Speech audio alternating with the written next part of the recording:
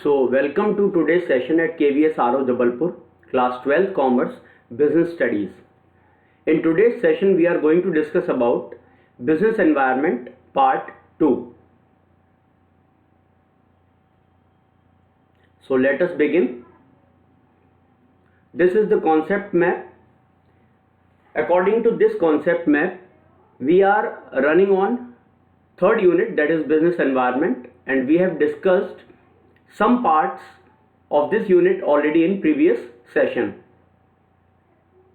So these were the topics for this session: learning objectives, meaning of business environment, features of business environment, importance of business environment, dimensions, changes in Indian economic environment since 1991, impact of these changes in economic policy on business, and managerial responses to the changes in this business environment. We have discussed meaning, we have discussed features, importance and dimensions already in the previous video. In today's session, we will be discussing about the changes, the total changes of business economic environment in India since 1991. The major changes were there. Then we will discuss the impact of these changes on Indian economic environment and especially on business policies. At last, we will discuss how managers are responding towards these changes in business environment. So let us move forward. Economic environment in India.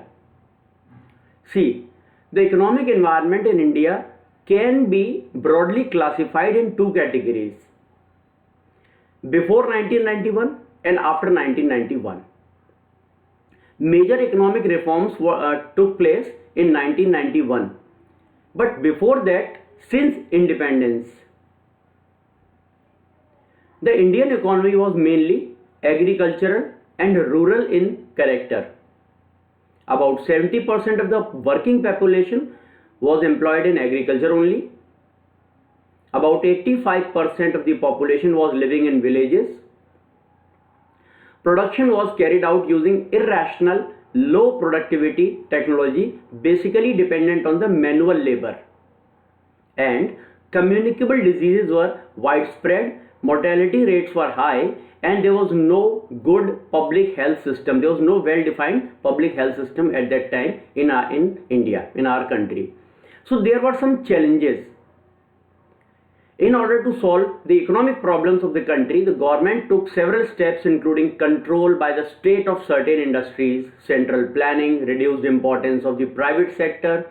The main objectives of Indian development plans were: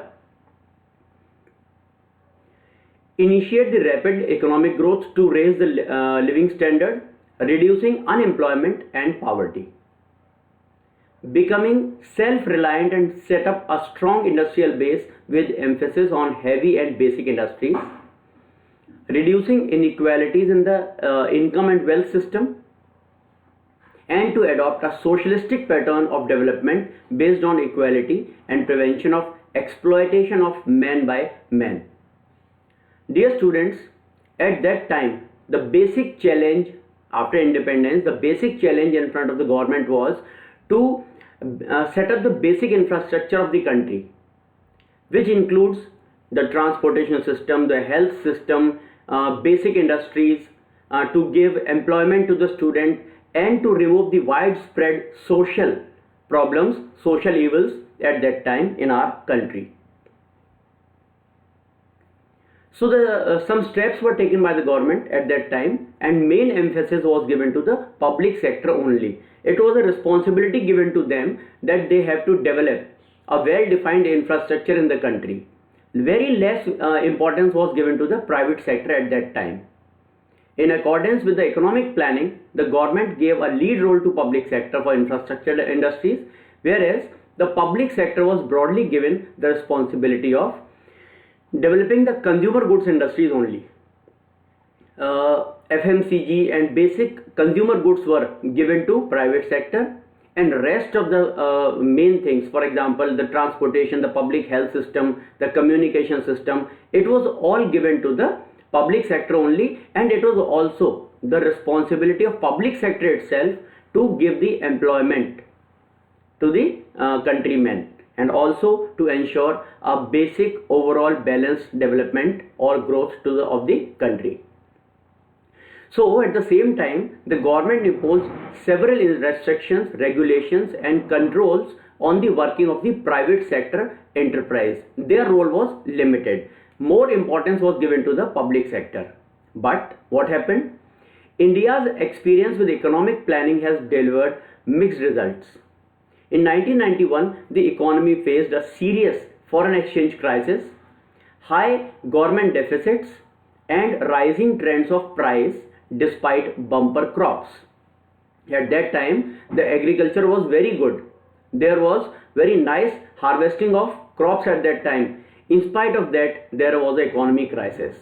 So, to cover up or to recover from this crisis, as a part of economic reforms, the government of India announced a new industrial policy in July 1991. So what are the highlights of that economic policy, new industrial policy?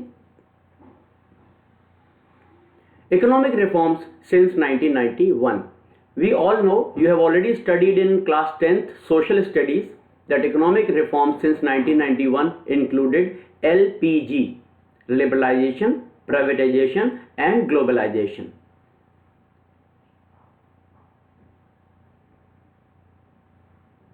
But a new thing has been added to this, and that is demonetization. So now, if we sum up the major economic reforms since 1991, we will have to say liberalization, privatization, globalization, as well as one more important part has been added to it, and that is demonetization. Let us discuss them one by one. First of all, let us discuss what is liberalization. Liberalization means the government tried to liberalize the business conditions, the business terms and conditions, abolishing unnecessary license requirement in most of the industries except a very few. Hardly 6 industries were left for which the licensing was required. Freedom in deciding the scale of business activities, no restriction on expansion or contraction of the business activities. It was left on the rationale of the industrialists. Removal of unnecessary restrictions on the movement of goods and services within the country. Freedom in fixing of price of goods and services. Reduction in tax rates and lifting unnecessary controls over the economy, and simplifying the procedures for imports and exports. Finally, making it easier to attract foreign capital and technology to India. So these were the basic changes. You can have a screenshot of it, or you can pause the video for a while and make notes of these points. So these all were the highlights of liberalization only. How government tried to liberalize the business conditions in India. Coming to next point, that is privatization. Privatization basically emphasized on reducing the role of public sector in economy and increasing or enhancing the role of private sector in economy. So basically, two things were done for privatization. Always remember, whenever you hear the term disinvestment, whenever in exam you hear the term disinvestment, it will directly be linked to privatization only, because disinvestment is the process of privatization. Whenever the government want to privatize a unit, it simply disinvests. What does it mean? It means selling out the holdings or equities or shares of government companies to the private owners. So process of disinvestment. And secondly, it was decided to refer the loss making and sick industries to the BIFR. So another important term for your exam is BIFR, that is Board of Industrial and Financial Reconstruction. Dear student, always remember, disinvestments and BIFR will be the terms linked to privatization only. Third main point out of that LPG was globalization, means removing the restrictions and entering or connecting our economy with rest of the world. Integration of various economies of the world through import liberalization, export promotion, and reforms with respect of foreign exchange. Imports were liberalized, exports were promoted so that a favorable balance of trade and favorable balance of payment may be achieved. And third point for this is reforms with respect to foreign exchange. So various laws were made, for example, FERA and FEMA, Foreign Exchange Regulation Act and Foreign Exchange Management Act. Increased level of interaction and interdependence among the various nations. All the countries were allowed to send their companies in India, and Indian companies were also allowed to move out and do business in various other countries. Removal of physical geographical gaps or political boundaries using advancement in technology. With the help of internet, all the countries were able to do the trades with other countries, and entire world has become a global village. Now we are coming to third very important topic, and this has been added recently in the syllabus, so you can expect a lot of questions out of this topic in your board exam, and that is demonetization. Highlights of demonetization. The government of India made an announcement on November 8, 2016, you have to remember this date, with profound implications for the Indian economy. The two largest denomination notes, currency notes of rupees 500 and 1000, they were demonetized with immediate effect, ceasing to be the legal tender money, except for a few specified purposes, for example, paying the utility bills. 500 रुपए और 1000 रुपए के note को immediately बंद कर दिया गया था with immediate effect. They were not no more the legal tender money, but the amount of the money, the notes of 500 and 1000 were allowed for some time for paying the utility bills only. The effect of this decision was that 86% of the money in circulation became invalid all of a sudden.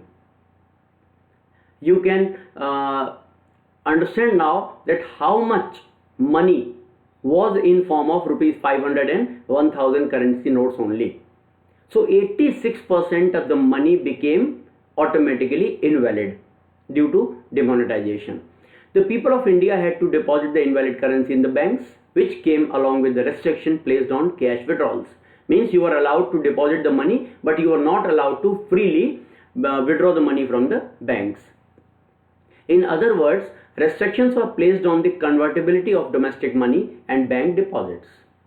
Finally, the aim of demonetization was to curb the corruption, counterfeiting, the use of high denomination notes for illegal activities, and especially the accumulation of black money generated by the income that has not been declared to the tax authorities. The basic purpose of demonetization was to improve the tax collections, to bring out most of the people in among the category of taxpayers. So what were the effect of demonetization? Let us discuss them one by one. Effect of demonetization on money or interest rates. Decline in cash transactions, because government emphasized on that the transaction should be digitalized. Bank deposits were increased. The most of the money in circulation was automatically in the banks, and increase in financial savings. Impact on private wealth declined, since some high demonetized notes were not returned and real estate price fell, because most of the black money was being utilized or being deposited in the real estate only. Public sector wealth, no effect, it remained as it is. Digitalization, it increased because government said that all the digital platforms may it be mobile banking, mobile wallets, or internet banking, or any other mode was allowed to make the transactions, so that government can keep the record of transactions made in the economy. The main purpose of the government was to trace, was to have a record of all the business transactions. So the entire transactions were digitalized. Real estate, yes, the price fell, and tax collection rates increased. This was the basic purpose of demonetization. Rise in the income tax collection because increased disclosure. People voluntarily disclosed their incomes and they were willing to pay the tax on their black money. And they were also happy because by paying a little higher rate, they were avoiding all the legal complications and they were able to convert their black money into white money. So demonetization was a major decision by the government. Now let us see how these economic changes or economic reforms actually left an impact on Indian economy or Indian economic environment. The very first point is increased competition. Since 1991, all the MNCs and international companies were allowed to enter inside the India. They were allowed to do the FDI, foreign direct investments, and even indirect investments. So due to that, there was a increased competition in Indian market, and Indian companies basically faced a lot of competition. It was given by MNCs. As a result of changes in the rules of industrial licensing and entry of foreign firms, competition of Indian firms has increased, especially in the service sector like telecommunication. At that time, Hutch, Vodafone, and many other companies came into India. Airlines, banking, insurances.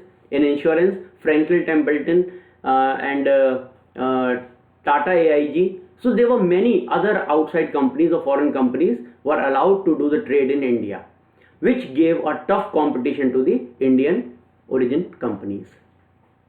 The famous brands Coca-Cola, Yahoo, Mastercard, Samsung, Unilever, so they all were allowed to enter in the Indian market, due to which the Indian companies faced a tough competition. So this was the first impact, increased competition in the Indian market.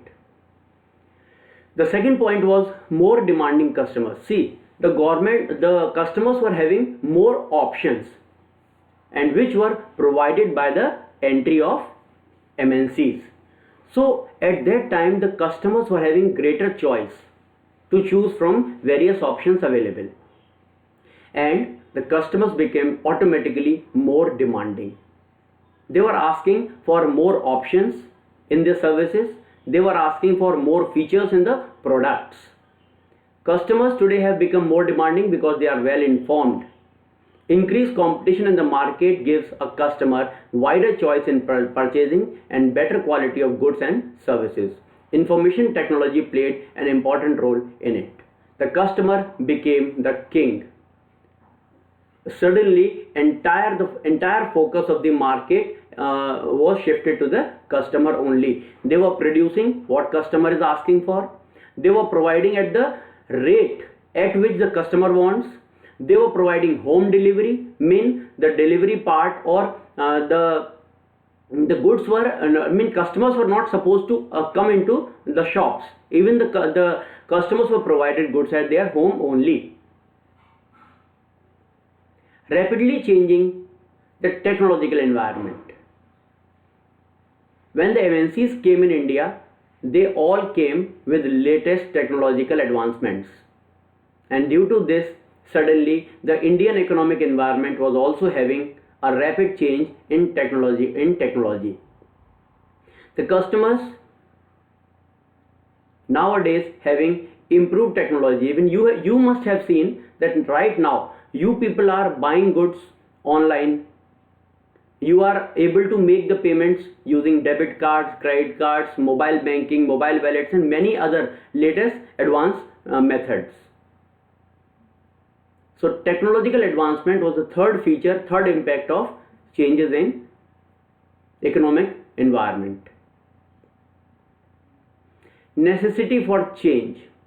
all the Indian companies were very well, actually in a position to understand very well that now they have to change for survival of the fittest theory.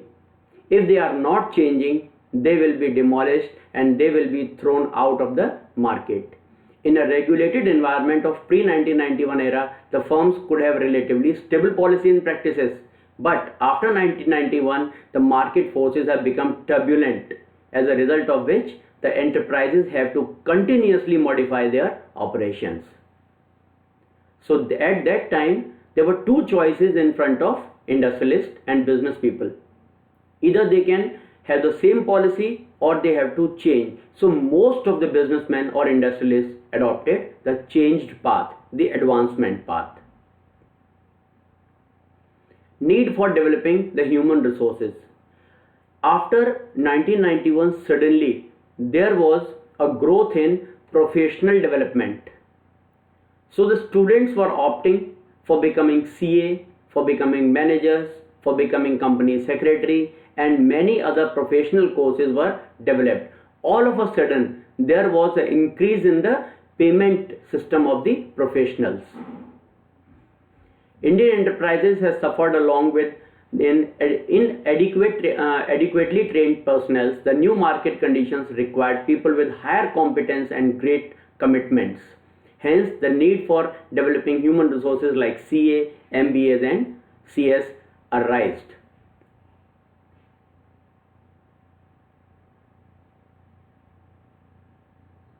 Market orientation, customer became the king. All the industries were willing to produce what customer wants at the demanded rate, when the price were also decided as per the needs of the consumer. The delivery systems were designed as per customers' need, and customer satisfaction became all of a sudden the most important thing.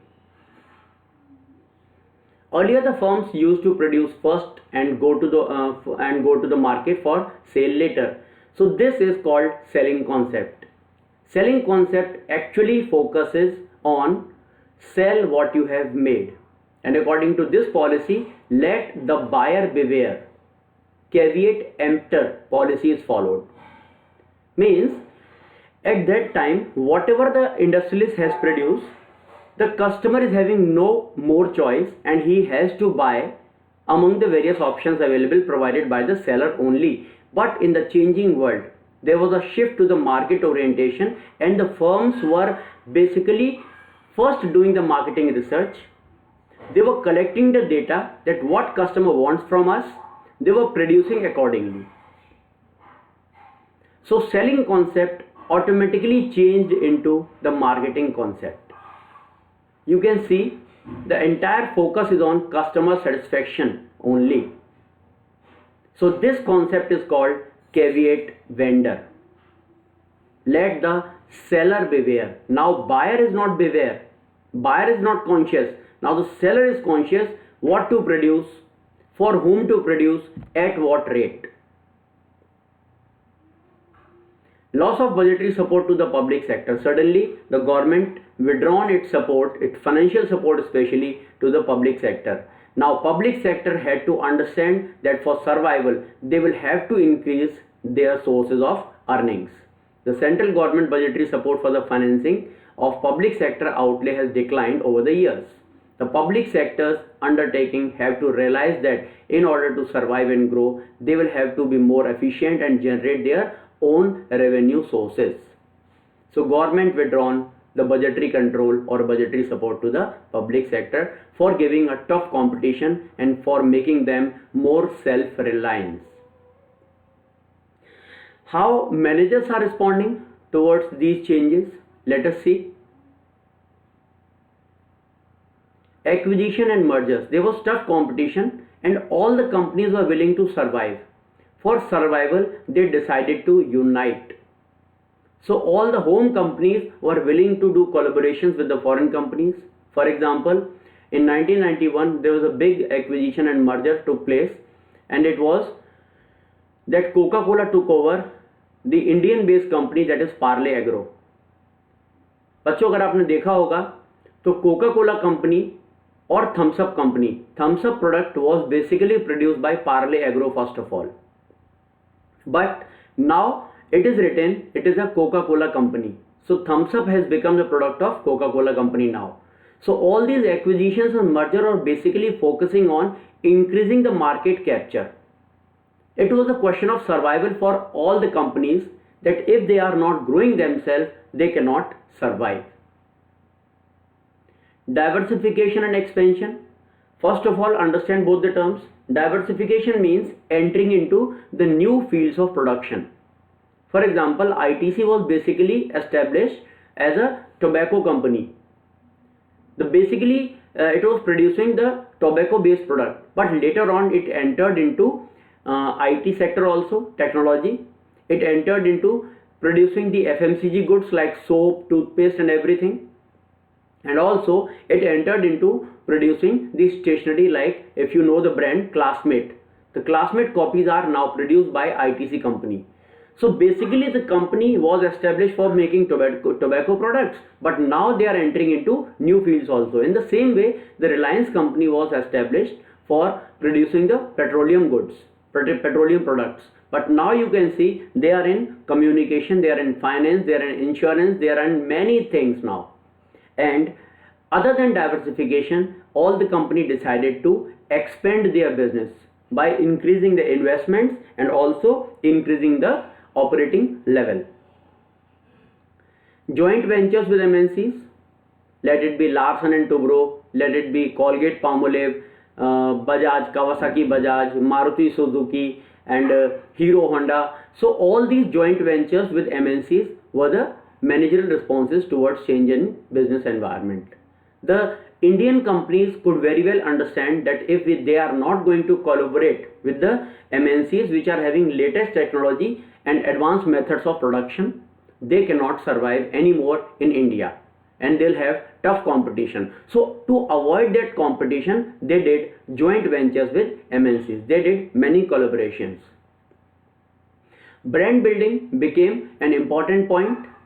For increased market capture, brand building became the necessity of the hour.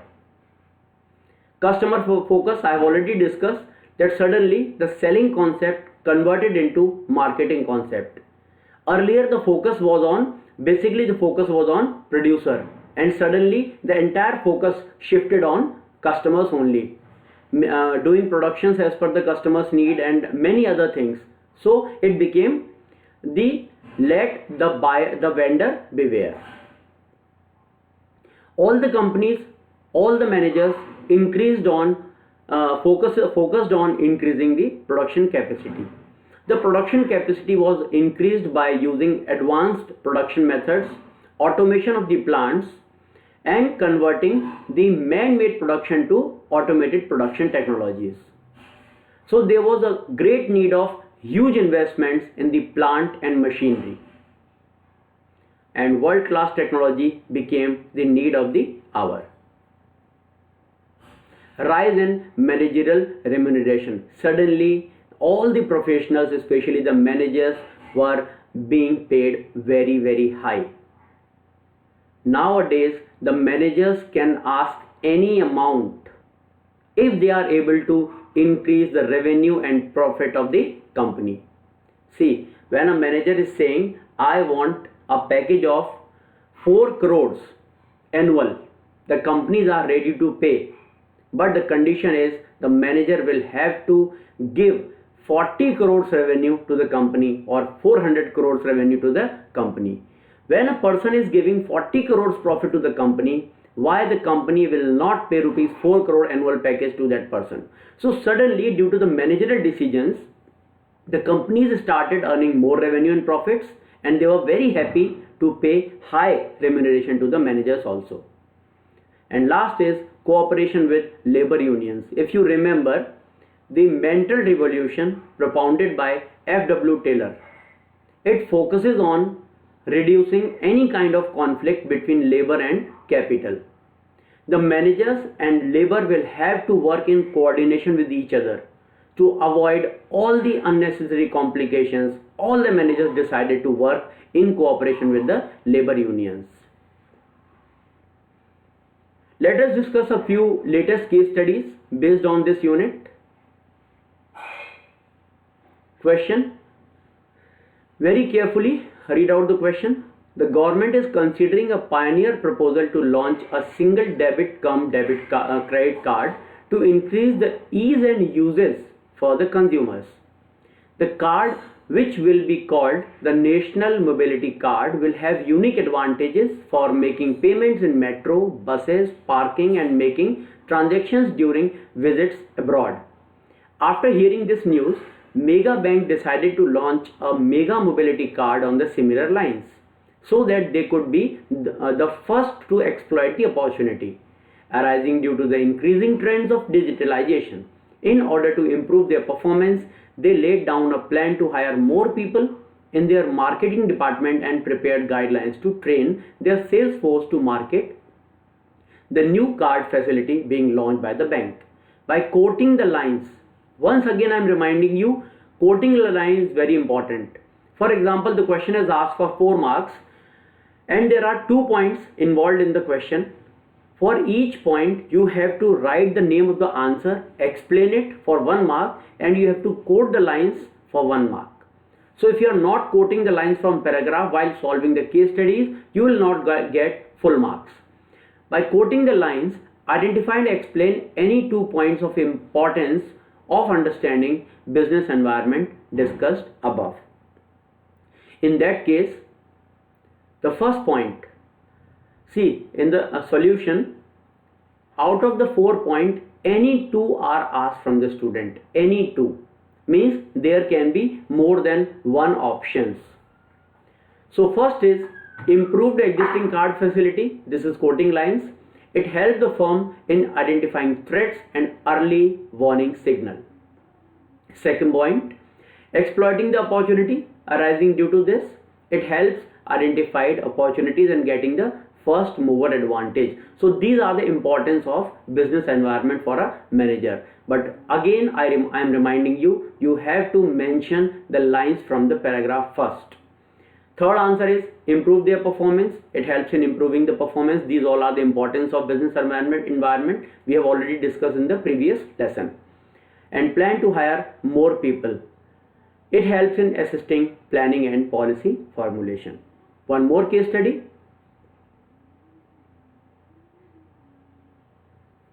This is the latest question asked in the 2019-20 exam. Mahindra Agro Limited started a new venture for distributing of harmful and chemical-free fertilizers vegetables. They conducted a survey to find out consumer preferences for such vegetables. They found that most of the consumers were concerned about the harmful chemicals. Most of the consumers were concerned. Now you will have to take out from that.